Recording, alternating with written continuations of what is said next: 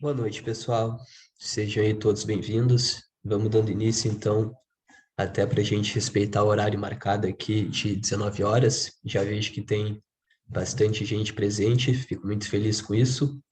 Me apresentando, então, meu nome é Rui, para quem não me conhece, hoje eu sou o Head de Renda Variável da Argento, e a ideia, começando setembro agora, é fazer um bate-papo, falar um pouquinho do cenário macro, principais fatores de risco para levar em consideração para esse mês. Falar também de eleições, a gente sabe que as eleições estão se aproximando, outubro e agora setembro vai ser também um mês bem volátil, e contextualizar isso, entrar um pouco mais em detalhe nas eleições passadas, em momentos de volatilidade, de incerteza, o impacto que isso trouxe para o índice Bovespa, que trouxe também para as ações, e formas, eventualmente, para o investidor se proteger de uma eventual queda ou controlar riscos, né?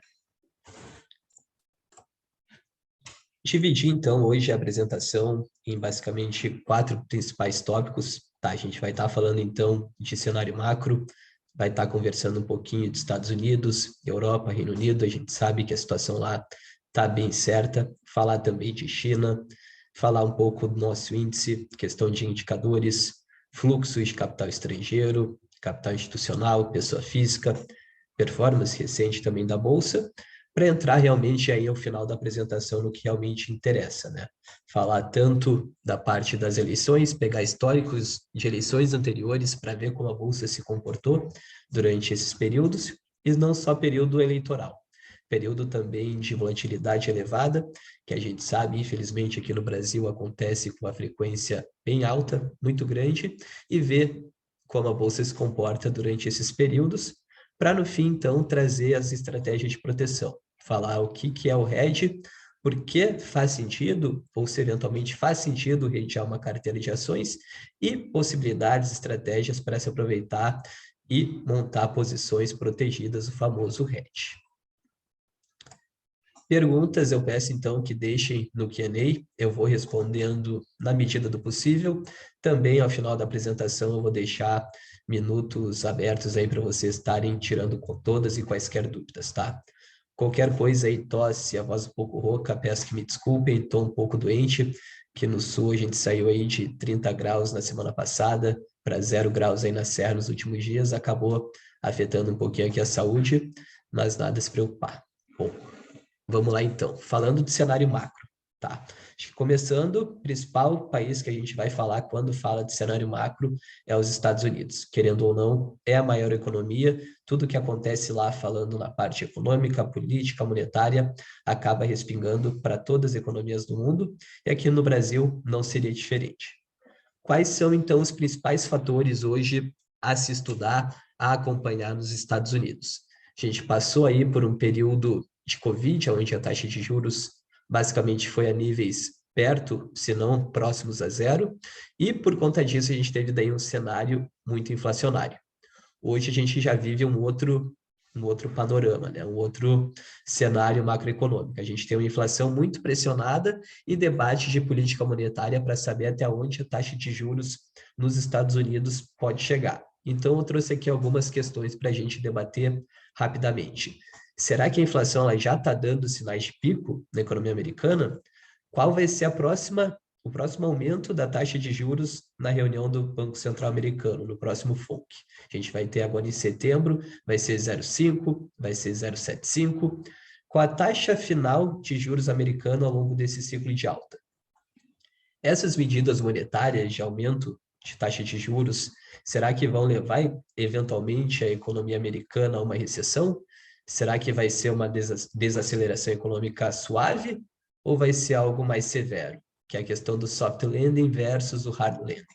Bom, falando um pouquinho aqui, e aqui a gente não tem nada de concreto, é realmente debater hipóteses e cenários. A gente teve nos últimos dados de alta frequência na economia americana alguns sinais de que a inflação ela pode estar dando sinais que ela está cedendo. Não necessariamente que ela está chegando, que ela chegou de fato no pico, mas que ela está começando a dar sinais de perda de força, tá?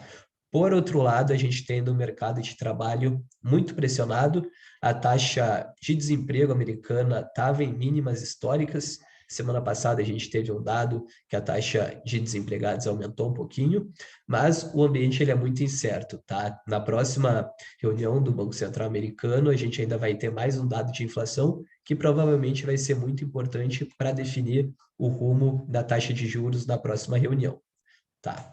Quanto à taxa final, hoje acompanhando principalmente membros do Fed, economistas aí das principais casas de investimento e gestoras do mundo, a gente vê que é um consenso que a taxa ela vai chegar em algum patamar próximo aos 4%, para aí sim o Banco Central começar um debate para eventualmente diminuir essa taxa ao longo dos próximos anos, né? E acho que a outra incerteza, então, que a gente tem aqui é que a economia americana pode ou não entrar numa recessão suave, numa recessão moderada ou numa recessão mais severa. Isso eu acho que vai ser um dos principais catalisadores pensando para o ano de 2023, quando a gente pensa na economia dos Estados Unidos, na Bolsa Americana e no impacto que isso pode trazer também para o mundo, né? Como eu falei anteriormente, hoje a economia americana é a maior economia do mundo. Uma recessão ou não na economia pode sim, com certeza, trazer impactos também aqui para o Brasil, né? Além disso, na Europa, Reino Unido, a situação não é melhor, pelo contrário, lá a gente tem não só um problema inflacionário, mas também problemas geopolíticos e de crise energética. A gente tem uma inflação que ela não está dando sinais de desaceleração e ela está, inclusive, muito acima da meta do Banco Central Europeu. A gente está tendo uma deterioração da situação econômica na Europa, no Reino Unido, e principalmente um risco muito alto geopolítico. A situação Rússia e Ucrânia, que vem se desenrolando desde o início do ano, ainda não deu sinais de trégua, por mais que não seja mais o principal foco nos noticiários, né? Acho que falando de Reino Unido também, eu trouxe aí dois dados bem interessantes para a discussão. A inflação no Reino Unido atingiu 2 dígitos pela primeira vez nos últimos 40 anos, e o último aumento por parte do Banco Central inglês, por parte lá do Reino Unido, foi o maior aumento em 25 anos. Além disso, acho que hoje o principal catalisador quando a gente fala de Europa é a crise energética de um inverno rigoroso que se aproxima, né? Diferente aqui do Brasil, na Europa, no Reino Unido, o inverno começa no final do ano e a gente agora passa por um problema muito grande na cadeia de suprimentos energética. A gente está tendo problemas com petróleo, isso é inegável, a gente vê desde o início do ano, mas ultimamente e principalmente o gás natural, né, que é utilizado para os aquecedores. A gente viu que a Rússia ela parou de transportar via um dos gasodutos por conta de uma reforma, por conta de uma manutenção, sem previsão para voltar esse fluxo para a Europa. Por conta disso, dados como a conta de luz no Reino Unido subiu 87% só esse ano. Qual é o impacto disso? Uma inflação maior, uma economia onde a população vai ter um menor poder de compra e, muito provavelmente, a gente vai caminhar também para um processo de recessão na Europa, uma economia que já vinha crescendo muito nos últimos anos, agora eventualmente tendo uma contração econômica. Lá também o Banco Central Europeu está num debate em relação à próxima alta de juros que sai nessa semana, mais um fator aí bem importante para se manter no radar. Finalizando, China, lá, cenário é complicado. A gente tem a China, a questão do Covid, ela ainda é uma presença muito grande no dia a dia chinês. A China ela tem essa política de Covid zero e ultimamente a gente já teve alguns sinais ali de casos, maior número de casos em algumas províncias chinesas. O lockdown ele é mais severo, as pessoas elas saem somente para testar, voltam para casa, não tem uma mobilidade econômica muito alta. Isso, o impacto, a gente já sabe muito bem qual é. Uma desaceleração econômica que hoje está sendo ainda acima do esperado. Já era esperado que a economia chinesa ia crescer menos que nos últimos anos, mas o crescimento está vindo abaixo ainda do esperado. E a China, por ser um dos países, um dos principais, o principal país emergente, acaba, então, também trazendo consequências para o restante dos países emergentes. Pensando aqui no Brasil, a gente sabe de toda essa parceria, essa relação comercial que a China tem com o Brasil. Hoje a China é um dos principais importadores de matéria-prima, de commodities aqui do Brasil, seja na parte do minério de ferro, seja também através de commodities agrícolas ou alguma questão da agropecuária. Então, querendo ou não, é mais um fator de risco que pode, sim, respingar aqui para o Brasil, para a economia brasileira e para os ativos de risco. Falando de Brasil, antes de entrar na parte de eleições, na parte de bolsa, aqui a gente está num cenário um pouco diferente do restante do mundo. A gente já está, sim, chegando no final do ciclo de aumento de juros por parte do Banco Central brasileiro. E agora o debate é quando o Banco Central vai começar a baixar juros.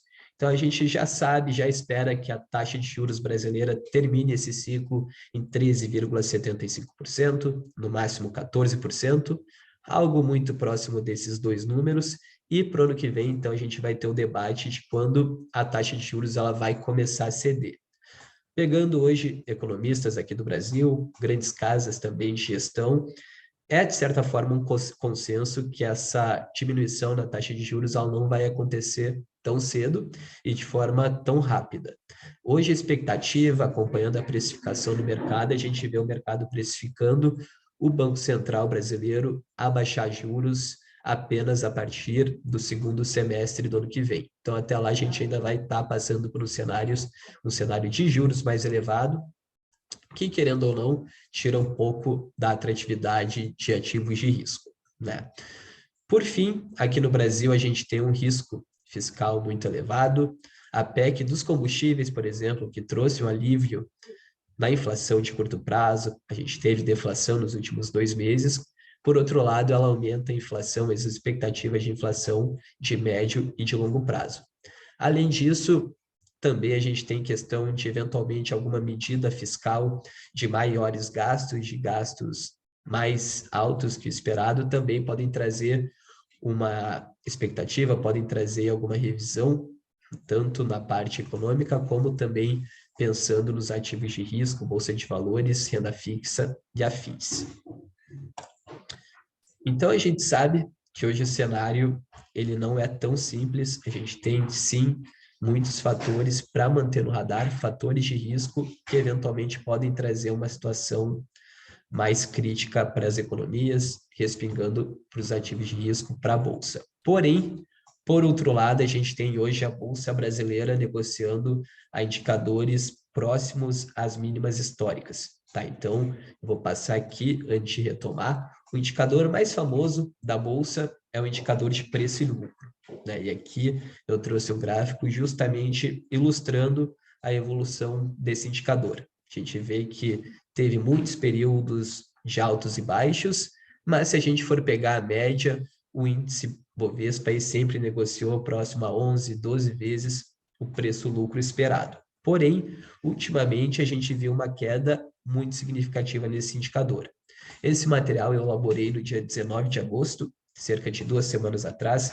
Não mudou muito de lá para cá. A gente vê que o PL atual da nossa Bolsa de Valores estava aí na faixa de 4,74 vezes o preço-lucro.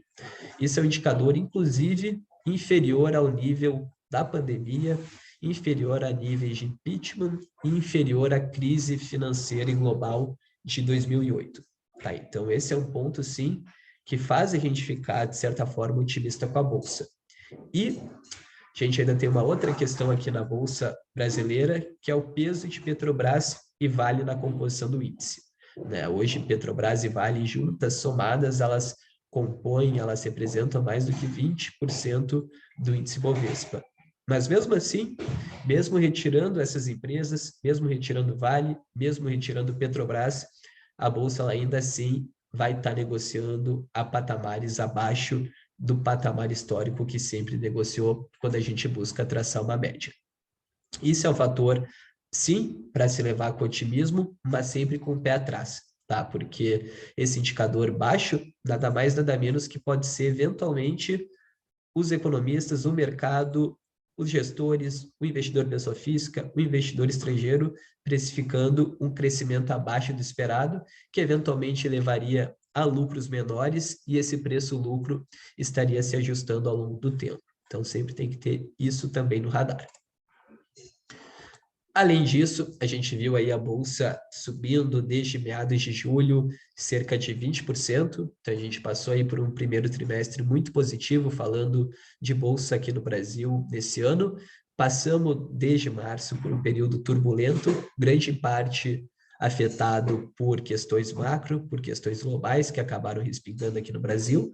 Mas nessas últimas semanas a gente viu aí uma boa reprecificação, a bolsa subindo, ativos que estavam muito descontados também puxando aí, tendo uma boa alta, uma alta bem considerável ao longo de agosto e também de julho, tá? Outro ponto, a bolsa, ela está, de certa forma, muito correlacionada com as bolsas globais. Então, novamente, tirando julho, tirando janeiro, tirando fevereiro, tirando agora especialmente essas últimas 2 semanas, a bolsa ela tem se comportado muito similar a como tem se comportado a bolsa americana, o S&P, a Nasdaq. Então, o que eu quero dizer com isso?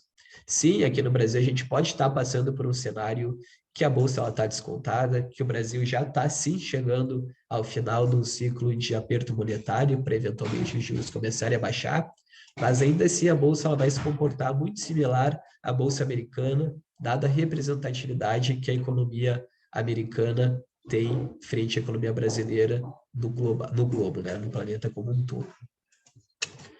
Por fim, aqui, já agora começando a entrar na parte de eleições, na parte de cenários de incerteza, esse gráfico aqui, ele está, de certa forma, um pouco ruim para entender, mas eu vou explicar ele aqui em detalhes. Ele nada mais, nada menos que é um gráfico que mostra a volatilidade da nossa bolsa. Tá? A gente vai ter na linha azul, na linha vermelha, eleições passadas, na linha azul, janeiro de 2014 a junho de 2015, na linha vermelha, janeiro de 2018 a junho de 2019, e na linha preta, ainda chegando agora no terceiro trimestre, a gente vai ter janeiro desse ano até os dias de hoje.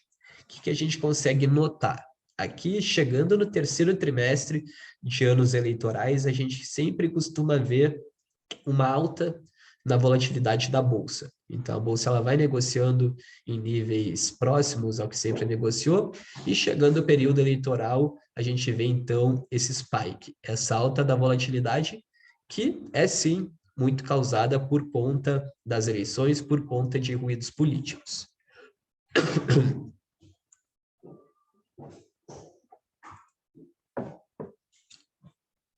Passar aqui. Aqui, um outro gráfico também trazendo a bolsa e o comportamento da bolsa em outros cenários de incerteza. A gente vai ter, então, a questão do Joesley Day, em 2017, greve dos caminhoneiros, primeira e segunda onda de Covid, no ano passado, risco fiscal e inflação elevada. O que a gente consegue ver aqui em todos esses gráficos?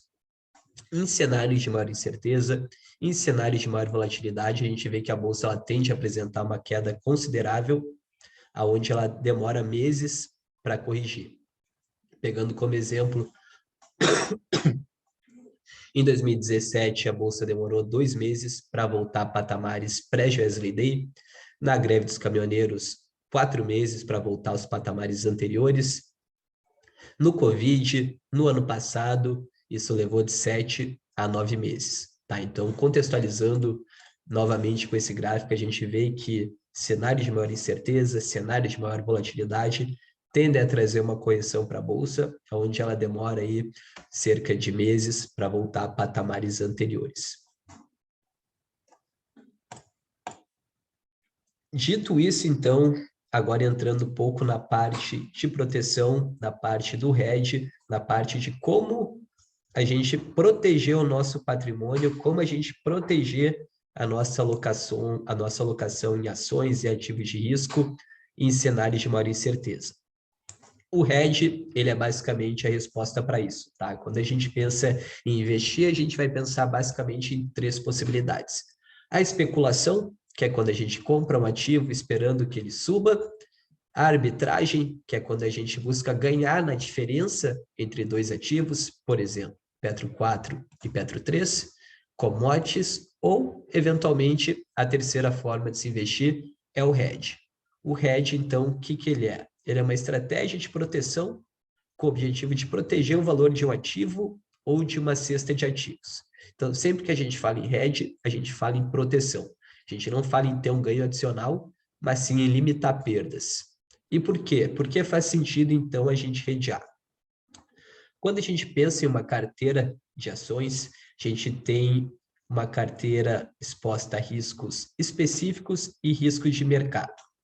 Quando a gente busca, e é muito válido a diversificação, a gente aqui consegue apenas mitigar o risco específico. Vou pegar um exemplo. O que é o risco específico? O que aconteceu com a Vale 3, a questão das barragens de Mariana, aquilo é um risco específico da empresa, é algo que acabou afetando somente a ela e não aos outros ativos. E agora, o que é o risco de mercado? O risco de mercado é o oposto, o risco de mercado é aquele fator, é aquela ocasião, aquele acontecimento que leva ao mercado como um todo corrigindo por conta disso. Exemplo, trouxe alguns anteriormente, acho que o mais famoso ultimamente é o Covid, ou voltando um pouco mais, em 2008, é a crise financeira, né? Então, o hedge, ele não vai estar ali atuando no risco específico, a gente vai ter diversificação de carteira para isso, mas apenas o hedge é capaz de proteger a carteira contra riscos de mercado, né? Então, falando aqui de Brasil, a gente viu alguns gráficos anteriormente, a gente sabe que o Brasil é um país volátil, ele é muito suscetível a eventos de riscos e eventos inesperados. É basicamente o que eu trouxe antes para vocês. Então, a gente vai ter períodos onde a volatilidade aumenta e a bolsa ela tende a apresentar uma correção por conta disso. Agora, como então a gente consegue aplicar o hedge nas nossas carteiras, o hedge no dia a dia? Quando a gente fala em proteção, tem que entender que há diversas formas, diversas estratégias para a gente estar protegendo uma carteira. Não existe a fórmula mágica, não existe aquela alternativa que é melhor ou aquela alternativa que é pior. Vai existir uma alternativa mais factível para o patrimônio de cada investidor e principalmente para o perfil, para a expectativa de retorno de cada investidor. Eu trouxe hoje 3 exemplos. A ideia não é me estender muito aqui a respeito de cada um deles, é mais para ilustrar mesmo formas que a gente consegue montar esse tipo de estratégia na nossa carteira e, eventualmente, sei que hoje aqui tem investidores, tem cliente já da Argento, tem também pessoas de fora, a gente se coloca à disposição amanhã, ao longo dos próximos dias, para entrar um pouco mais de detalhe. Quem hoje é investidor, ou já falou comigo, ou já falou com alguém aqui da minha equipe, e hoje também pessoas que querem virar clientes da Argentum podem estar contatando o escritório através das redes sociais, ou deixando o número aqui que a gente vai estar contatando vocês, tá? Mas vamos agora para a parte que interessa, como a gente consegue nos proteger em cenários de maior incerteza. Um exemplo que eu trouxe aqui, acho que é o hedge mais comum que a gente vê, pelo menos no dia a dia, é a venda de BOVA11. Então, eu trouxe aqui um comparativo de uma carteira recomendada da XP frente ao Ibovespa e frente a essa mesma carteira exposta a um hedge, tá? Nesse exemplo aqui, eu trouxe a carteira dividendos da XP, que é uma carteira focada em empresas boas pagadoras de dividendos, que têm um fluxo de pagamento constante, e a gente consegue ver aqui a performance dela em cinza nos últimos 12 meses, e em linha preta, a performance da bolsa nesse mesmo período, né? A carteira acabou performando muito bem, mas o que eu quero mostrar para vocês hoje é essa linha amarela. Nessa linha amarela, a gente está assumindo uma posição de 25% vendida em BOVA11. O que eu quero dizer com isso? Pensando, e aqui só para exemplificar, usar números redondos, que a gente tem hoje 100 mil reais alocados na carteira de dividendos da XP. Se a gente tiver somente esses 100 mil, a nossa carteira estaria se comportando conforme essa linha cinza desde janeiro de 2021. Porém, se a gente tiver esses mesmos 100 mil e ao mesmo tempo tiver 25 mil reais vendido em BOVA11, A linha amarela aqui ela vai estar ilustrando a performance da carteira durante esse período. Então, a gente vai ver que a carteira ela tende a cair menos quando a bolsa cai. A gente pode ver isso de julho de 21 a janeiro de 22. E em períodos que a carteira vai se valorizando, a gente vai ver que a posição redeada ela também vai estar se valorizando, em menor escala, mas ainda assim vai estar oferindo um resultado muito próximo do total, caso não tivesse sido feita nenhuma estrutura de proteção. No exemplo 2 aqui, a gente vai estar entrando um pouco no mundo de derivativos, que são formas e estruturas de opções, aonde muito investidor pode pensar como meio de especulação, mas que a gente gosta de tratar principalmente como formas de proteção, formas de hedge de patrimônio. Aqui eu trouxe uma estrutura que ela consiste numa put spread de BOVA11, com vencimento em 24 de outubro de 2022. O vencimento é justamente para casar com a proximidade do segundo turno das eleições. Nessa estrutura aqui, então, nesse hedge, ele funcionaria da seguinte forma. O investidor ele pagaria um prêmio de 3,87% para proteger a posição. O que eu quero dizer com isso? Voltando àquela aplicação de R$100 mil, para o investidor proteger R$100 mil numa estrutura de put spread, ele vai estar tendo um desembolso de R$3.870 para fazer uma proteção de 100%. Supondo que o investidor queira proteger 50% da carteira, ele teria um desembolso aí de cerca de R$2.000, R$1.900 aproximadamente. Nesse caso aqui, com desembolso, então, o investidor ele vai participar da alta da bolsa. Então, o que eu quero dizer com isso? Caso ele monte essa estrutura de proteção e a bolsa continue subindo, ele está limitado a uma perda máxima do valor alocado da operação. Nesse caso, 3.870. Então, o investidor vai ter esse prejuízo no hedge, mas ainda assim, com certeza, ele vai estar ganhando na valorização das ações que compõem a carteira dele, porque a bolsa vai estar subindo nesse período, muito provavelmente a carteira também vai estar performando. Pensando agora num cenário oposto, num cenário de queda, se o investidor ele não tem uma posição redeada, ele vai estar participando dessa queda integralmente. Então, o investidor, com a bolsa caindo, vai estar tendo um prejuízo nas posições de ações.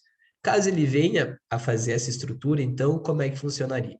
Ele vai ter esse investimento de 3,87%, que basicamente protege ele de uma queda de 0 até 15% de BOVA11, que busca replicar o índice de Ibovespa. Resumidamente, se a bolsa cair até 15%, ele vai estar protegido nessa operação.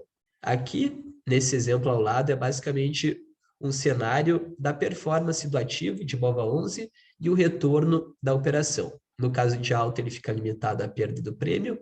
No caso de baixa, ele começa a ter uma rentabilidade alavancada até o máximo de queda de 15% do ativo, que daria uma rentabilidade nominal para o investidor de 287,60%, quase 300%, e ainda assim protegeria uma parte ou total do patrimônio dele, que estaria caindo, mas a gente teria essa operação para estar protegendo, para estar travando o prejuízo. Por fim, essa aqui eu acho que é a operação que mais tem saída, é a operação que mais está trazendo e tendo interesse por parte dos investidores, que é uma estrutura também de derivativos, mas aqui a gente vai ter sempre um ativo objeto. Eu trouxe o exemplo com BOVA11 aqui, a gente tem falado muito da bolsa, mas esse mesmo tipo de operação poderia ser uma operação feita também com Petrobras, com Vale, com Gerdau, com o Banco do Brasil, enfim, com uma grande cesta de ativos, né? Nesse tipo de operação, o investidor ele tem 100% de proteção na queda. O que eu quero dizer com isso? Ele literalmente não tem risco de perda. Caso o índice Bovespa, caso o BOVA11 venha a cair 5, 10, 50, 90%, o investidor fica com o capital inicial protegido. Pensando no exemplo de uma aplicação de R$100 mil, caso a bolsa venha a cair 50%, ele teria uma posição atual de 50 mil. Por conta dessa estrutura de proteção, ele vai manter ainda os 100 mil reais investidos inicialmente. Esse é o cenário de queda. Agora, para o cenário de alta, a gente vai ter basicamente dois caminhos. Em uma alta de 0 até 27,01%, o investidor ele vai estar participando dessa alta normalmente. Então, pensando que a bolsa suba 15%, o lucro do investidor é de 15%. A bolsa sobe 23%, o lucro do investidor é de 23%. Até o máximo, então, de 27,01%.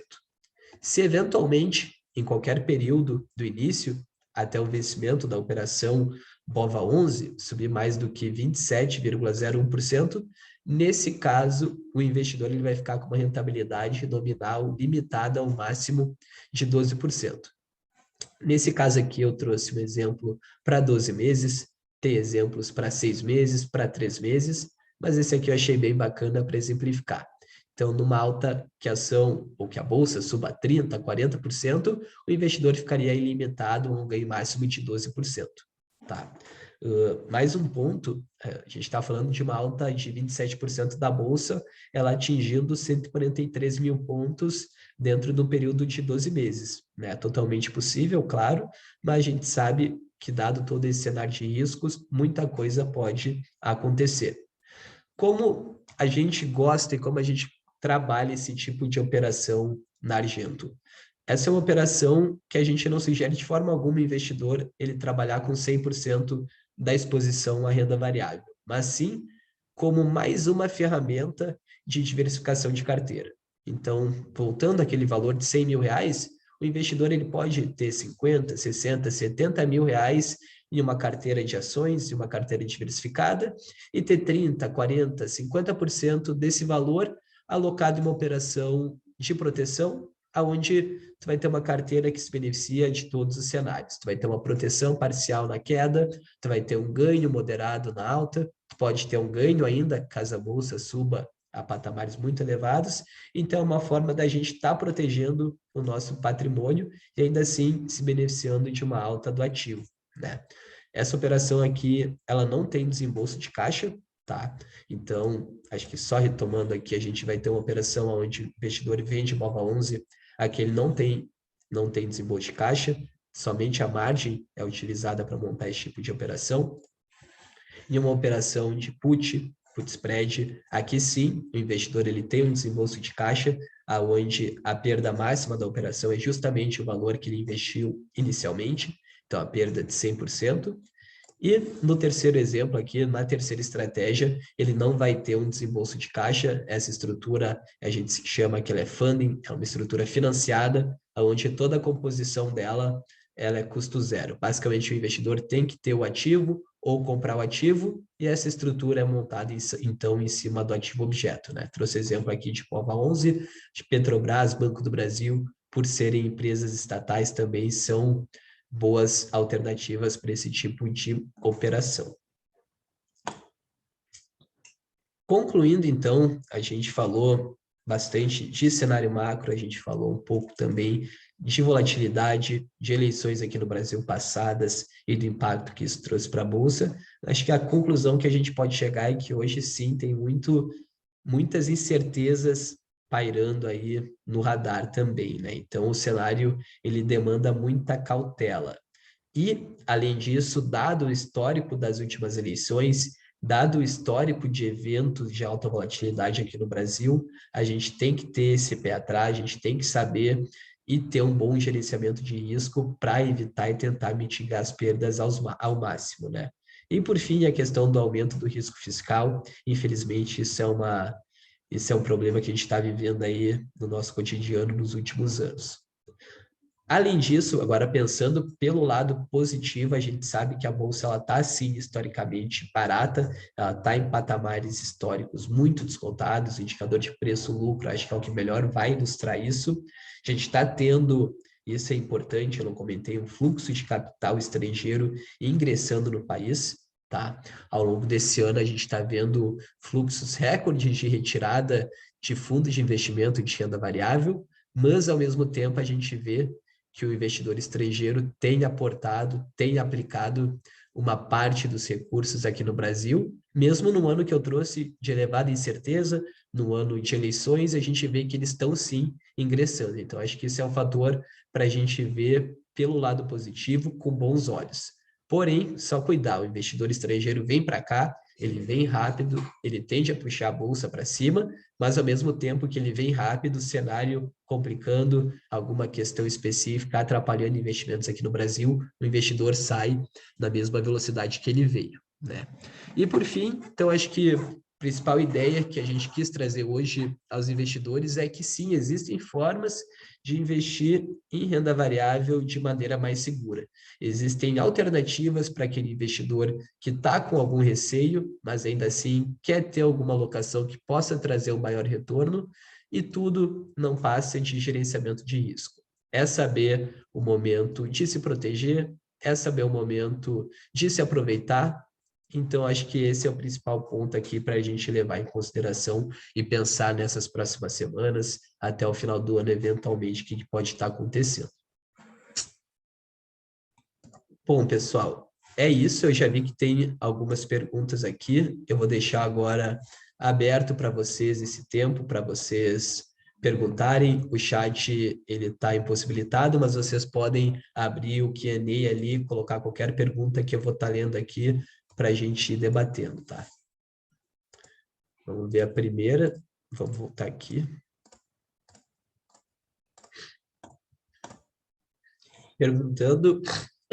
Perguntando a respeito do minério de ferro, quando eu comentei ali a respeito da China, eu acredito, minério de ferro, perspectivas para o preço, para a cotação do minério, dado agora que a China está passando por esse problema, né? Isso é uma preocupação, sim, tá? Agradeço a pergunta, boa pergunta.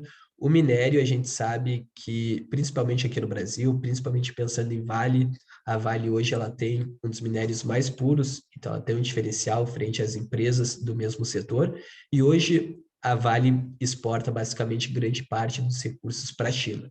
E como foi comentado, a China está passando agora por um período de crescimento abaixo do esperado, e esse crescimento ele se dá tanto pela política de Covid-0 que eu trouxe, mas um outro fator que eu não comentei é o mercado imobiliário chinês. Então, uma das principais fontes do PIB da China, como é o agro aqui para o Brasil, é o mercado imobiliário para a economia chinesa.